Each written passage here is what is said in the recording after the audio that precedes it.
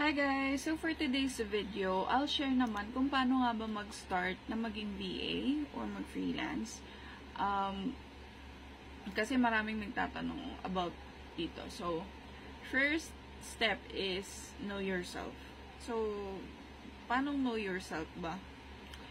So, kailangan, alam mo yung mga strengths mo, weaknesses, mga skills na meron ka. Ayan.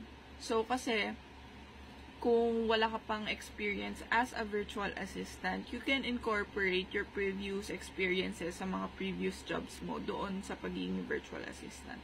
Paano ba yun? So, if you're, let's say, if you work on a BPO industry before, so you may already have customer service skills, data entry skills, or kung anong skills yan. If you work on a bank before, pwedeng, meron ka ng bookkeeping skills or reconciliation skills or something like that. So, ayun, yung mga skills na yun, pwede mo siyang i-incorporate sa mga services na pwede mong i-offer. So, ayan. And then, the second one is research. So, you need to research yung mga skills na kailangan doon sa niche na pupuntahan mo. Research the niches too. Research mo yung price range sa mga hourly based and project based na mga services doon sa niche na yon. And then research as much as possible, research talaga. Ayan. And then after your research, you can create your profile. So what do you mean create profile? So you can start to create a separate Facebook or Instagram or social media account for your potential clients to see. So, especially pag graphic designs or social media manager. So, paano mo i-showcase yung social media skills mo kung wala kang social media accounts, diba? So, and then, it's better to have a separate one from your personal account. Kasi, dun sa personal account natin, may mga personal stuff ka dun na ayaw mo makita ng clients. And then, nagsishare tayo ng memes or kung ano man yan. So, it's better to have a separate one. And then, create a LinkedIn account. Better yan. Tapos, pwede ka din mag-create ng profile sa different platforms like Upwork, Fiverr, kung ano mang freelancing platform yan, pwede ka mag-create ng profile dyan. The next one is create portfolio, especially those dun sa mga nagwe-website design, nagre-graphics design, social media. Kasi, paano nga ba natin best ipapakita yung mga skills natin kung wala tayong portfolio? So, yung portfolio is like a CV. CV ng, or resume ng mga graphics designer. So, lahat ng outputs nyo nandyan. So, nakikita nila in gallery view or whatever view it is. Basta yung output makikita ng potential clients mo. So, it can be in a PDF form. As simple as that.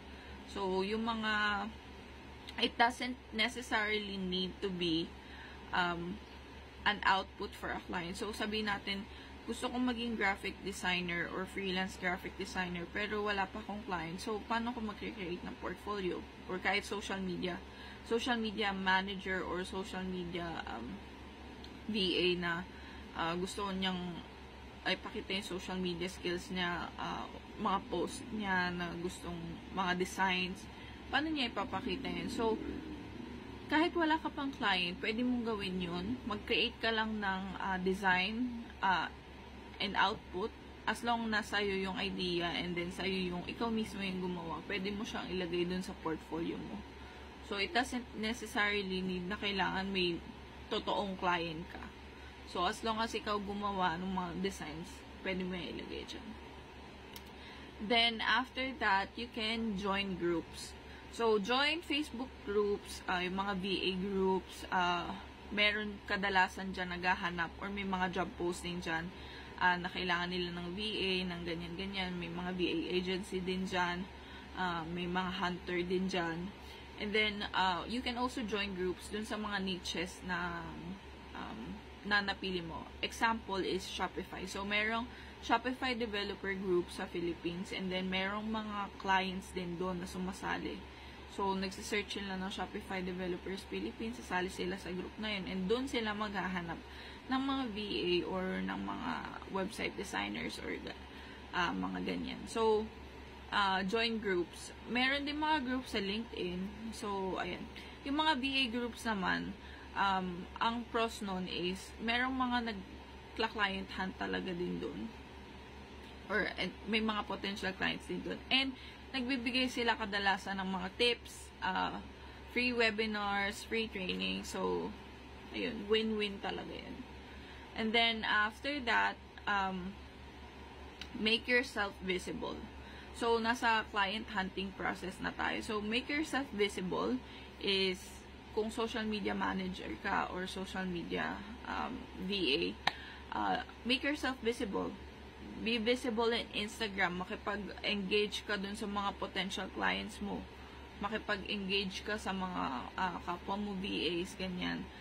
Make yourself visible in LinkedIn. Kasi kung maganda yung optimize yung LinkedIn profile mo, pwede kang maraming magme-message dyan na, ay, kailangan ko ng VA, ganyan, ganyan. Pwedeng ganun. So, make yourself visible. And then, the last one is be ready. Be ready for rejections. Kasi, ang client hunting talaga is mahirap na process. Especially kapag starting ka pa lang. Kapag sinabi nating VA, meron madaming VA na